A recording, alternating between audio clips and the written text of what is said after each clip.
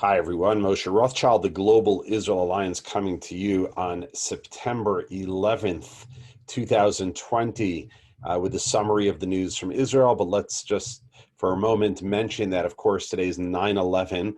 And like most of you, I remember exactly where I was that day. I was living in Riverdale, New York, when we turned on the news and we saw and heard what was happening. Saw the plane enter into the towers, and the towers go down, and the loss of over 3,000 innocent lives that day, and families and friends devastated really for the rest of their lives by this horrible, tragic, evil event. And our hearts go out to all the families, friends that are mourning on this day, and to really all of us that are in this battle against global terror, in this battle against evil that Israel faces every day. And Israel's the only country in the world that has all 3,000 plus names engraved on a memorial here in Israel, where we also have pieces of the World Trade Center there. So let's go into the news now with, I want you to just stick to the very end because there's a really great story at the end.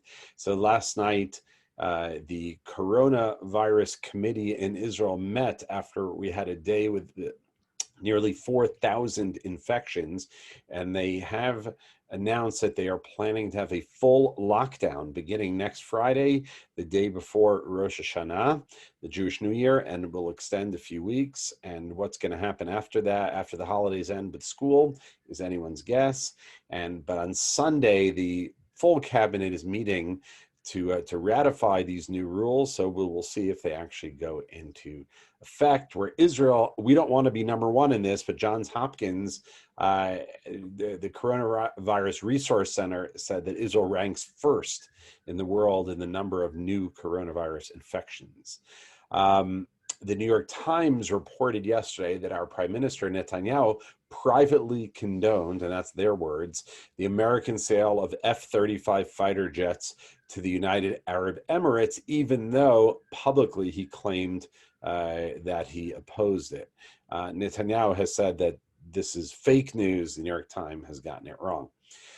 According to unnamed Israeli officials, I'm sure they have names, but they are unnamed, Bahrain will be the next Arab country to follow the UAE in normalizing relations with Israel. This week, they also announced that Bahrain will allow Israeli planes, commercial flights, to fly over their airspace.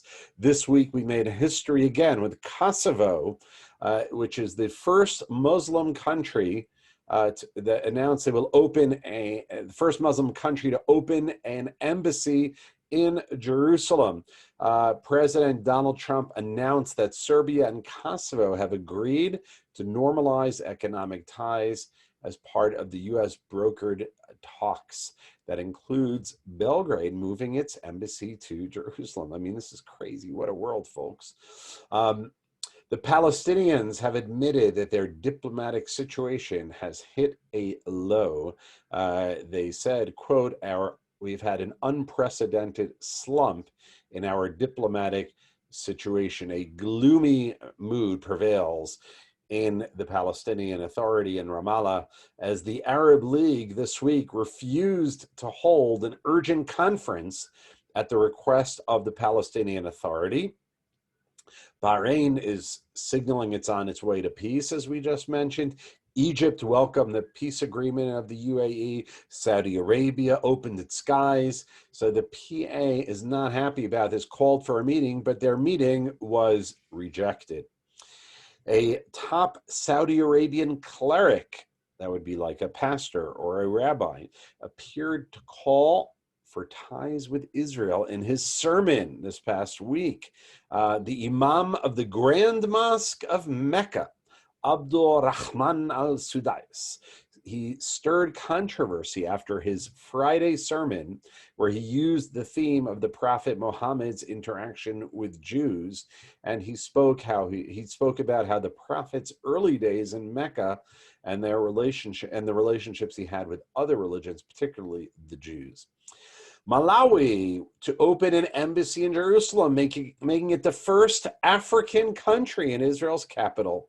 Lazarus Chakwera, I hope I said his name right, president of the southeastern African country of Malawi, announced his plan to open an embassy in Jerusalem during a State of the Nation talk this past week. In a poll, Naftali Bennett's right-wing Yamina party soared to 21 seats if there were to be an election. Today, the public is showing tremendous frustration over the government's handling of the coronavirus. And this poll, which was released this past Monday, showed a bit of an improvement for Netanyahu's Likud party, but a major surge for Naftali Bennett and his Yamina right-wing party. Israel and the United Arab Emirates will officially sign their peace deal at the White House on September 15th. So that will be coming up this week.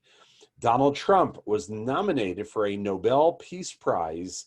The United Arab Emirate Israel peace deal was the motivation for the nomination. A member of Norway's parliament nominated Donald Trump, President of the United States, for this prestigious award for this breakthrough peace deal. Israel, as I mentioned, we're in full crisis mode after having experienced a sharp spike in the corona. I don't know why I'm mentioning that again, because we mentioned that earlier. But here in our final feel-good story, Israel's first Major League Baseball player in the United States, in his pitching debut for the Baltimore Orioles, he beat the New York Yankees. Now that is unbelievable to have an Israeli citizen playing in Major League Baseball in the United States. What an amazing world, folks. So I wish all of you a wonderful Shabbat. By the way, on the Jewish calendar, this is the last Shabbat of the year. And believe me, many of us want to say goodbye to this year. It's been quite a year. So this is the final week of the year with Rosh Hashanah, the Jewish New Year, beginning at sundown next week on Friday. So wishing you all a wonderful end of the year with the final Shabbat of the year. This is Rabbi Moshe Rothschild bringing you the news from Israel. May this be the greatest Shabbat of your life, at least until next week.